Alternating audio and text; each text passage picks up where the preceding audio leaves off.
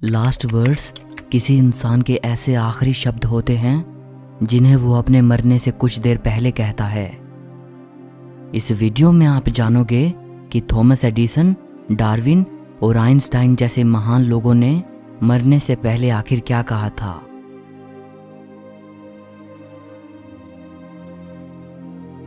Thomas Edison एक American inventor और businessman थे। इन्हें इतिहास के सबसे महान आविष्कारकों में से एक माना जाता है।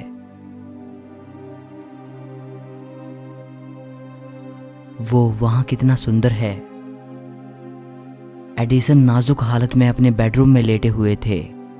मरने से पहले वो कोमा से बाहर आते हैं और अपने कमरे की खिड़की से बाहर के दृश्य को देखते हुए वो अपनी पत्नी से बोलते हैं, वो वहां पर कितना सुंदर है। इसके कुछ ही पलों बाद एडिसन की मृत्यु हो जाती है।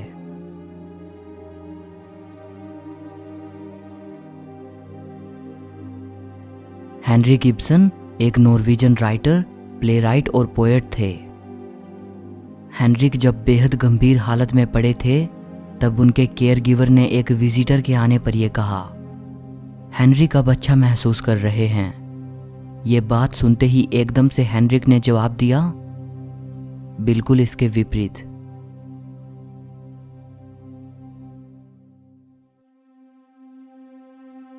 मैरी एंटोइनेट फ्रांस की आखिरी महारानी थी। फ्रेंच रेवोल्यूशन के दौरान इन पर राजद्रोह का आरोप लगाकर इन्हें मौत की सजा सुनाई गई थी। जब रानी मैरी को एग्जीक्यूशन के लिए ले जाया जा रहा था तब गलती से इनका पैर एक एग्जीक्यूशनर के पैर पर रखा जाता है। तब रानी मैरी कहती हैं, माफ कीजिएगा सर, मैंने ऐसा जानबूझकर नहीं किया था।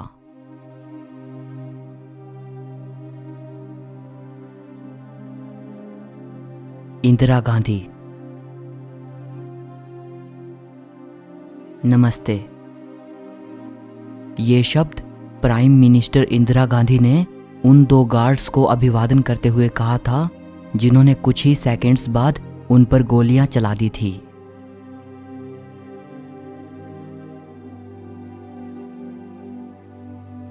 Steve jobs. Oh wow. ये शब्द स्टीव जॉब्स ने अपनी फैमिली की तरफ देखते हुए 3 बार कहे थे।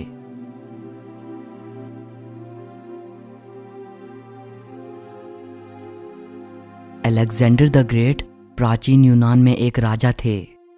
इन्हें सिकंदर महान भी कहा जाता है। सिकंदर को अक्सर विश्व विजेता के रूप में याद किया जाता है। जब सिकंदर अपनी जिंदगी के अंतिम पलों में थे तब उनसे पूछा गया कि उनका सक्सेसर किसे चुना जाए और उनके मरने के बाद उनका यह विशाल एम्पायर किसको सौंपा जाए। तब सिकंदर के अंतिम शब्द थे, सबसे ताकतवर व्यक्ति को।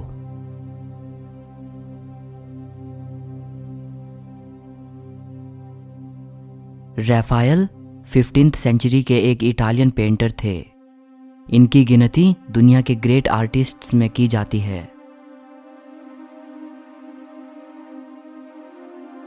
हैप्पी। रैफाएल अपने वाक्य को पूरा करना चाहते थे मगर एक लफ्ज से ज्यादा कुछ कह नहीं पाए।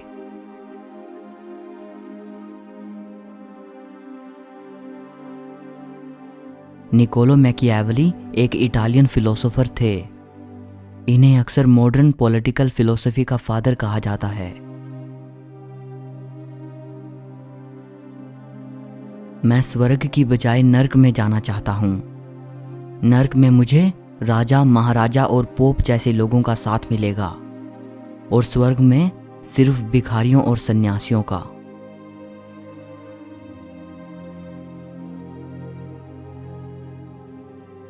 मार्को पोलो एक फेमस यूरोपियन एक्सप्लोरर थे। इन्होंने 13th सेंचुरी में यूरोप से एशिया की यात्रा की थी और 17 साल चाइना में बिताए थे।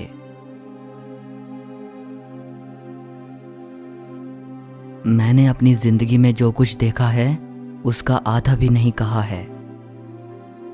दरअसल मार्को पोलो के कंटेम्परेरीज काफी स्केप्टिकल थे उनकी बुक के कंटेंट को लेकर।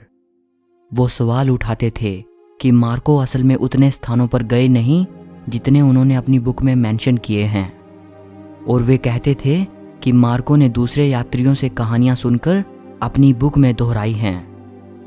सो जब मार्को अपनी जिंदगी की अंतिम सांसें गिन रहे थे, तब उन्होंने इन्हीं सवालों के जवाब में ये कहा था कि मैंने अपनी जिंदगी में जितना कुछ देखा है, वास्तव में मैं उसका आधा भी नहीं कह पाया।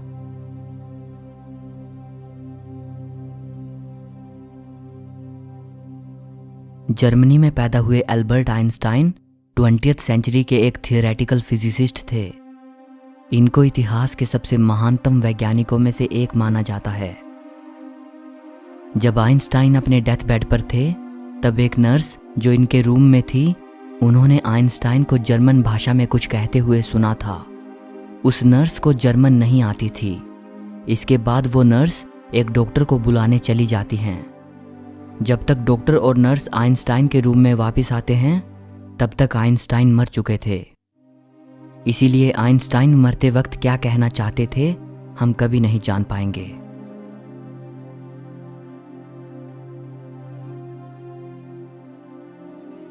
चार्ल्स डार्विन एक ब्रिटिश साइंटिस्ट थे। इन्हें इतिहास का सबसे महानतम बायोलॉजिस्ट माना जाता है। डार्विन को साइंस ऑफ एवोल्यूशन में दिए गए उनके योगदान के लिए याद किया जाता है। मुझे मौत का जरा भी डर नहीं है। कौन व्यक्ति मरते वक्त ऐसे शब्द पूरी सच्चाई के साथ बोल सकता है?